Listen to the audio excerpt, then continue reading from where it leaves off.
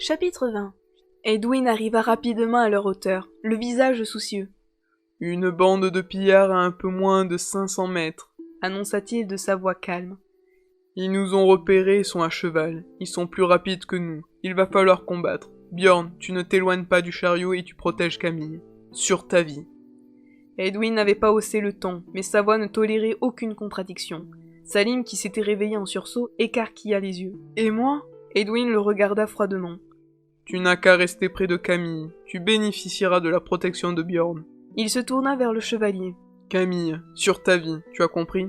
Bjorn acquiesça en silence et enfila son homme. Edwin poursuivit. « Je pars devant avec Hans et Maniel. Suivez-nous à environ 100 mètres. Nous essaierons de forcer le passage.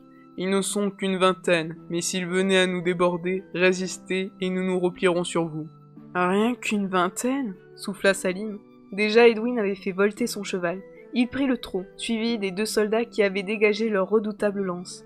Bjorn décrocha la hache de combat qui pendait à sa selle et passa la main droite dans le lien de cuir attaché au manche. « Ça va aller ?» demanda-t-il. Le vieil analyste eut un ricanement. « Ne t'inquiète pas, jeune homme. J'ai connu des situations autrement plus désagréables. Ce ne sont pas quelques maraudeurs qui vont m'effrayer. »« En avant alors !» s'exclama Bjorn. « Edwin Tillilan à 100 mètres. Je ne voudrais pas le décevoir. » Diom fit claquer les rênes et les 2 chevaux de trait se mirent en marche. Le ciel choisit cet instant pour s'éclaircir. La lumière blafarde qui précède l'aube donna un peu de relief au paysage. Les pillards avaient dressé leur embuscade dans un petit bosquet que traversait la piste. Quand ils s'aperçurent que leur ruse avait été éventée et que 3 hommes armés se dirigeaient vers eux, un rugissement de colère monta dans des arbres. Edwin leva la main, les 2 soldats stoppèrent derrière lui. À son tour, Diom arrêta l'attelage. Soudain, un pillard surgit du bosquet, couché sur son cheval lancé au galop. D'autres suivirent en désordre. Edwin poussa un cri et tira son sabre avant d'éperonner sa monture. Hans et Maniel l'imitèrent, leurs monstrueuses lances pointées en avant. Camille dut plisser les yeux pour discerner ce qui se passait. Edwin, debout sur ses étriers, cingla l'air de sa lame. D'un côté puis de l'autre, 2 pillards s'abattirent. Les lances des soldats entrèrent dans la danse et la mêlée devint confuse. Bjorn trépignait sur sa selle, pris par l'envie presque irrésistible de se jeter dans le combat. Salim tirait sur ses traits sans s'apercevoir qu'il menaçait de les arracher. Seul Diom Nilherg demeurait parfaitement immobile. Camille se sentait distante, détachée. Ce fut pourtant elle qui, la première, aperçut les 2 hommes qui, ayant contourné la bataille, fonçaient vers eux. « Bjorn !» cria-t-elle.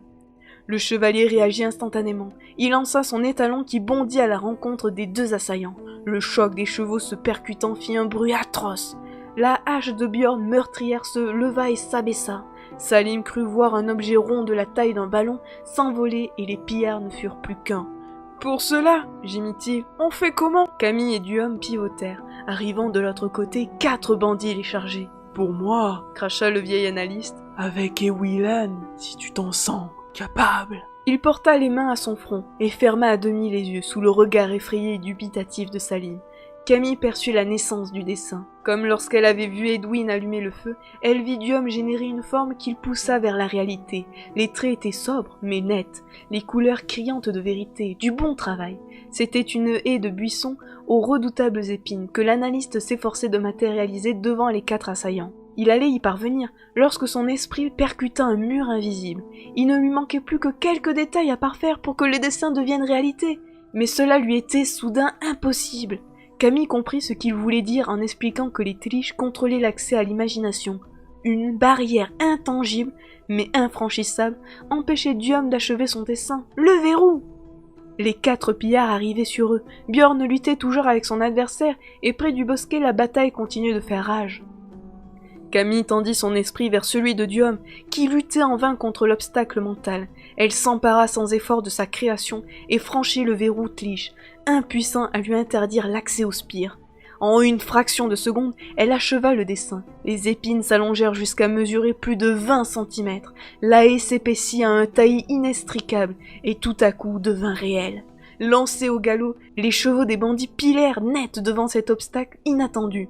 Dans un merveilleux ensemble, les cavaliers s'envolèrent, décrivirent une harmonieuse parabole dans le ciel et s'abatturent comme des masses au milieu du taillis.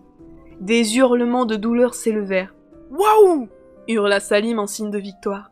Diom Nil-Erg tourna vers Camille un regard admiratif qu'elle ne perçut pas. Un barrage se rompait dans son esprit et le pouvoir déferlait en elle.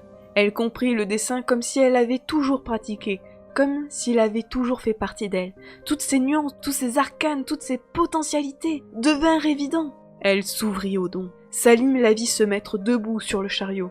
Bjorn finissait de régler son compte à son adversaire, et plus loin Edwin, déchaîné, épaulé par un de ses manières, réduisait en bouillie les bandits restants. Les survivants durent se dire qu'ils en avaient assez. Sans se concerter, ils firent volte-face pour s'enfuir.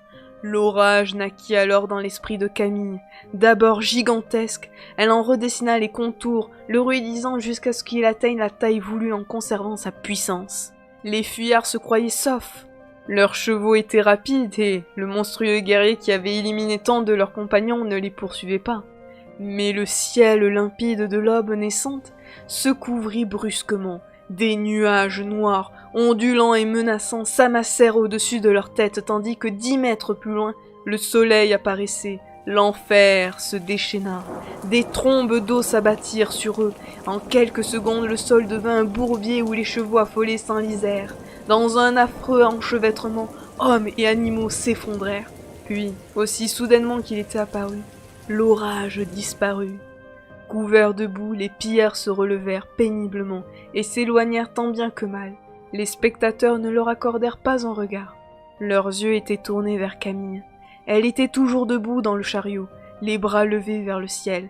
Les premiers rayons du soleil se prirent dans ses cheveux qui se nimbèrent d'or. Elle éclata d'un rire sauvage et émerveillé. Son héritage retrouvé comblait en elle un gouffre invisible. De nouveau entière, elle rayonnait de joie.